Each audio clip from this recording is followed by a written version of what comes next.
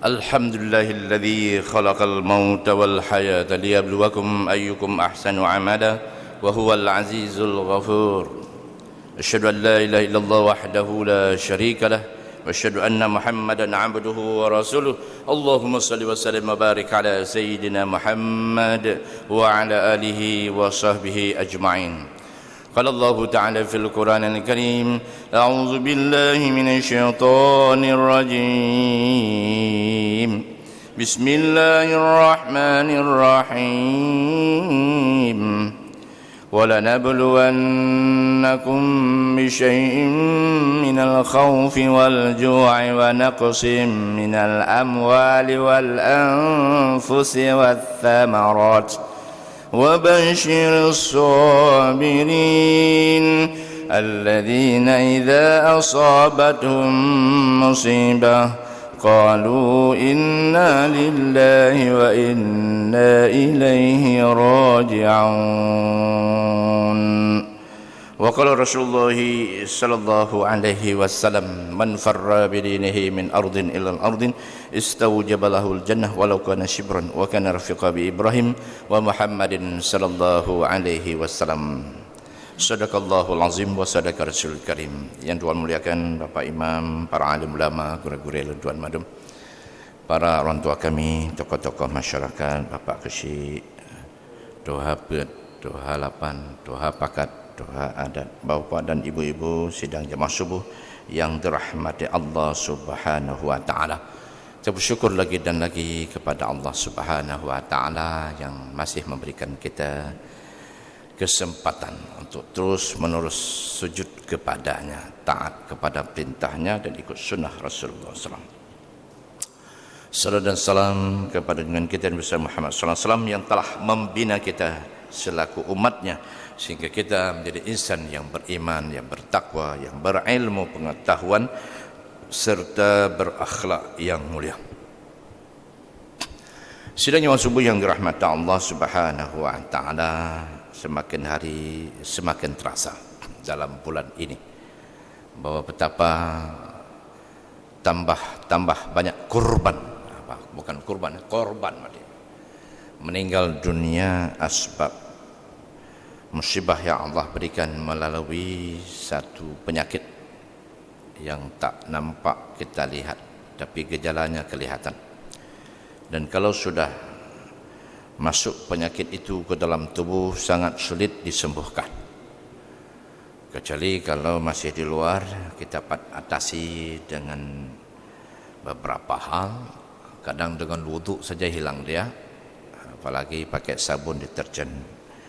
Maka sering-seringlah kalau pulang dari bepergian langsung mandi, sering. Dan ingat hadirin mulia, kalau memang sudah jadi pilihan Allah untuk meninggal dunia karena ini, semua tentuan Allah ini, bukan apa-apa, ketentuan Allah. Allah uji ini semuanya. Jangan sampai kita terlalu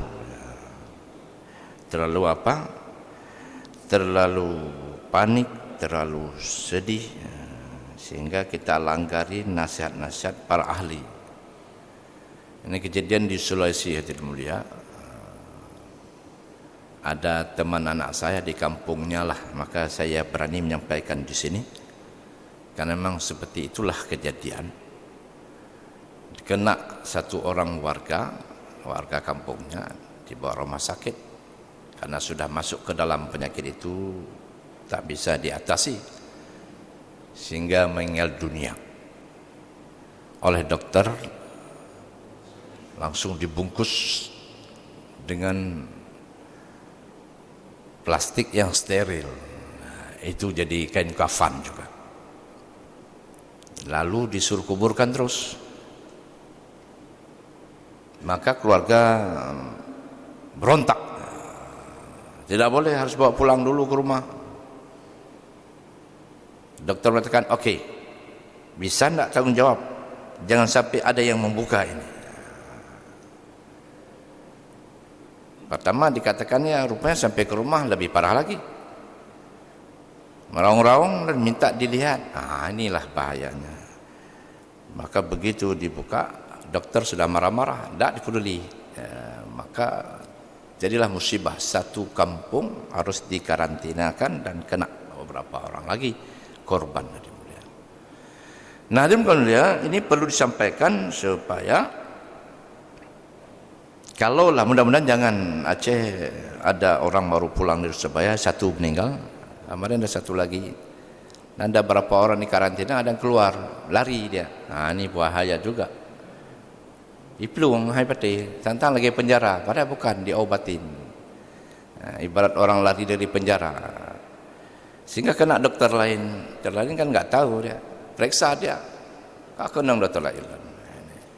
Makanya korban yang banyak dari pihak medis, dokter dan perawat. Nah, sekarang sehubungan dengan ini ditawarin, dibuka kesempatan kerja, kasih gaji besar. Lerta Mempluro ditawarkan di Batam, dokter. Rupanya hanya mendaftar. Dari 350 orang yang baru mendaftar hanya 35 orang sampai hari ini, yang lain tidak. Dokter pun rupanya perlu juga ya menghilangkan risiko mati karena mengobati orang. Ibarat tentera, nyuna perang, so tim tamang jadi tentera, gaji besar. Sedikit orang daftar karena kondisi demikian. Dan Subhanahu wa ta'ala yang ingin saya sampaikan di sini adalah ini yang saya dapatkan dari Kiai Haji Yahya yang paling terkenal ini di Indonesia. Yahya Ustaz Abdul Samad, itu orang-orang alim bagus. Beliau buka kitab menyatakan bahwa orang yang mati meninggal karena wabah, dia mati syahid. Artinya syahid adalah dia langsung masuk surganya Allah Subhanahu wa taala, dan dia tidak mati melainkan hidup di sisi Allah Subhanahu wa taala. Dan orang yang mati syahid ini tak perlu dimandikan dan tak perlu disalatkan. Bahkan kalau seperti corona ini, kafankan pun tak usah. Cukup ambil seperti mana kafan yang sudah disediakan, yang steril. Cuman Ustaz Yahya mengatakan takut sedihnya berlarut-larut ahlinya ditinggalkan. Silakan salatkan saja. Sebenarnya tidak perlu salat, tapi silakan tapi jarak jauh, jangan dekat. Salatkan. Langsung hubungkan. Dan Subhanahu wa ta'ala, hal ini banyak orang yang tak paham, maka perlu disampaikan supaya tidak terlalu sedih keluarga yang ditinggalkan. Dan ini semua ujian Allah Subhanahu wa ta'ala kepada kita, seperti mana dalam firman Allah Subhanahu wa ta'ala, وَلَنَبْلُوَنَّكُمْ بِشَيْءٍ مِّنَ الْخَوْفِ وَالْجُوعِ وَنَقْصٍ مِّنَ الْأَمْوَالِ وَالْأَنفُسِ وَالثَّمَرَاتِ وَبَشِّرِ الصَّابِرِينَ.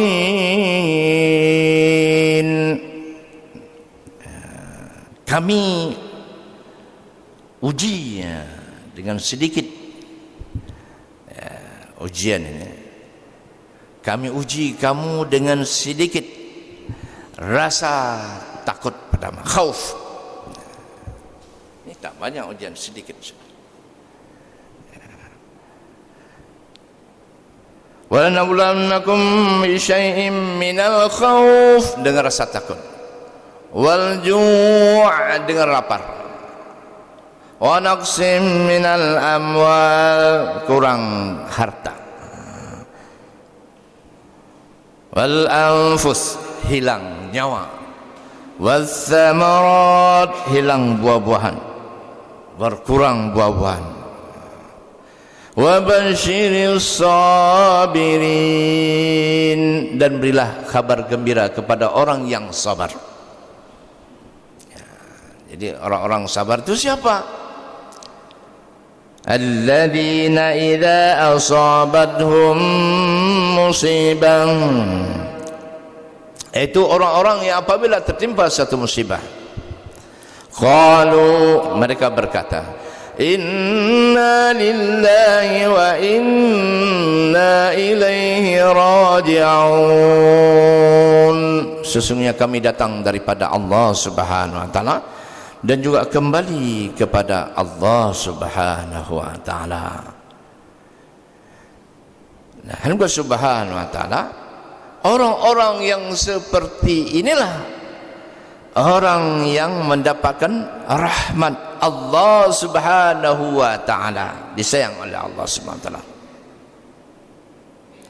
Apa buktinya? Allah menyampaikan, ulaika alaihim salawatum min rabbihim wa rahmah wa ulaika humul muhtadun. Dan mereka itulah orang yang disalawatkan, maksudnya keselamatan diberikan Allah Subhanahu wa taala dari Tuhannya, wa rahmah, dan kasih sayang Allah Subhanahu wa taala, wa ulaika humul muhtadun, dan mereka itulah orang-orang yang dapat petunjuk Allah Subhanahu wa taala, dapat hidayah, hidup dalam hidayah, tetap tenang tentram. Di dunia diberkahi oleh Allah, di kubur diberkahi, dirahmati, di masyar dirahmati, dapat jannah Allah Subhanahu wa taala. Dan Allah Subhanahu wa taala, kita jangan sampai lupa bahwa ini ujian semuanya adalah satu hak. Allah Subhanahu wa taala ciptakan kematian dan kehidupan. Semua ini bertujuan untuk melihat siapakah yang paling bagus amalnya. Nya urang hana mati-mati, nya pasti sombong bermaharajalela, congkak bermajalela. Ya. Jadi beruakai yang cepat nya hana mati-mati. Tapi nyena kejadian lagi urang katerhunyuh yang berkonsombong harta, oh rupanya tidak ada hati apa-apa, semua kita tinggalkan. Paham. Kemudian hana sombong-sombong le, madum dia mati. Di sisi Allah Subhanahu wa taala sama madum, yang paling mulia sisi Allah yang paling takwa. Akhirnya usaha untuk dapat takwa. Itulah alladzi khalaqal mauta wal hayata liyabluwakum ayyukum ahsanu amala wa huwal azizul ghafur. Itu Allah Subhanahu wa taala menciptakan kematian dan kehidupan supaya dilihat siapakah yang paling bagus amalnya. Maksud bagus adalah yang berkualitas. Maksud berkualitas adalah sesuai dengan keinginan Allah. Maksud keinginan Allah adalah sesuai dengan tuntunannya. Ikutlah kekasihku Muhammad Rasulullah SAW. Yang hanya ikut Muhammad, yang ikut Rasulullah, yang hanya kualitas. Salah madum. Amal bukan amal saleh, tapi amal yang salah. Maka hari-hari kita kumpulkan amal sesuai dengan sunnah Rasulullah SAW. Maka itulah orang yang paling mulia di sisi Allah, yang paling disayang oleh Allah, yang paling bahagia dibuat oleh Allah Subhanahu wa taala. Dan hari ini kelihatan Allah Subhanahu wa taala banyak orang yang sudah panik. Seharusnya dia cari pendekatan kepada Allah, tapi karena memang dia tak paham dari awal, akhirnya panik dia, susah. Orang-orang yang mukmin tenang saja, dibuat tenang oleh Allah karena selalu dalam ibadah. Kalaupun meninggal mestinya di masjid dalam ibadat. Dia sedang salat, sedang ngaji, dia meninggal dunia, meninggal dalam ibadat, masya-Allah, bahagia, ada ketenangan. Karena janji-janji Allah Subhanahu wa taala kepada orang mukmin itulah jannah, syurga. Dan sambil berdoa kepada Allah bersalat. Dan pemerintah kita disuruh anjurkan, ini bukan satu kewajiban. Hana wajib, tampilnya urang hana kunut nazilah, hana tak sembahyang. Dianjurkan kunut nazilah habis salat. Dan Allah Subhanahu wa taala kalau tak dapat, tak apa-apa. Biasa saja. Karena bukan suatu kewajiban tapi anjuran supaya kita ini semua setiap ada musibah tawajuh kepada Allah. Sabar, tawajuh kepada Allah. Doa. Wasta'inu bis-sabri was-salah. Ya, mintalah pertolongan kepada Allah dengan sabar dan salat. Maka hadirin muka Subhanahu wa taala, pas salat doa. Mengaji, lepas mengaji doa. Berzikir, lepas zikir berdoa. Ya, bersedekah, lepas sedekah doa. Setiap lepas amalan-amalan kebajikan ditutup dengan doa. Alhamdulillah subhanahu wa ta'ala. Inilah tuntunan yang telah disampaikan oleh Rasulullah SAW kepada umatnya yang dulu adalah sahabat tabi'in sampaikan kepada tabi'in dan terus pada alim ulama dan kepada umat sampai hari kiamat kelak.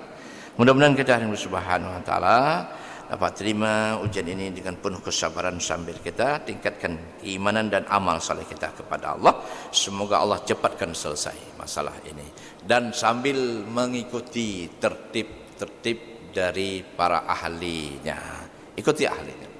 Kita tak paham bidang kesehatan, ikuti saja petunjuk yang telah diberikan.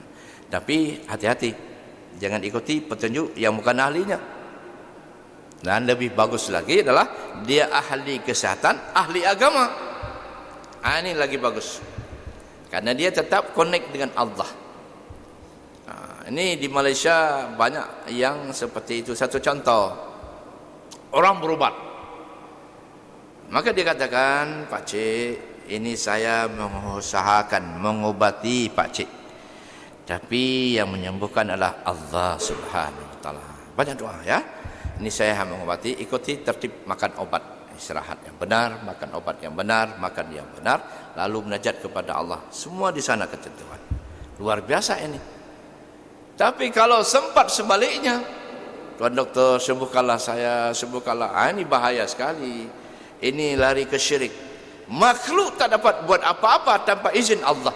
Tak dapat memberikan manfaat dan mudarat tanpa izin Allah. Tapi Allah lah yang kuasa dapat menyembuhkan setiap penyakit yang diberikan. Beliaulah yang menyembuhkan. Fa idza maridtu fa huwa yashfi. Apabila aku sakit, dialah yang dapat menyembuhkan. Begitulah kepahaman kita yang perlu masukkan dalam hati kita. Yakin dengan seyakin-yakinnya hanya Allah subhanahu wa ta'ala yang dapat memberikan manfaat dan mudarat, meskipun tak izin makhluk. Tapi makhluk tak dapat buat apa-apa tanpa izin Allah subhanahu wa ta'ala. Saya kira demikianlah yang dapat kami sampaikan pada subuh yang mulia ini. Semoga ada manfaatnya bagi kita semua untuk dapat kita amal dan juga kita sampaikan. Subhanallah wa bihamdihi, subhanakallahumma wa bihamdika, asyhadu an la ilaha illa anta astaghfiruka wa atubu ilaik. Wassalamualaikum warahmatullahi wabarakatuh.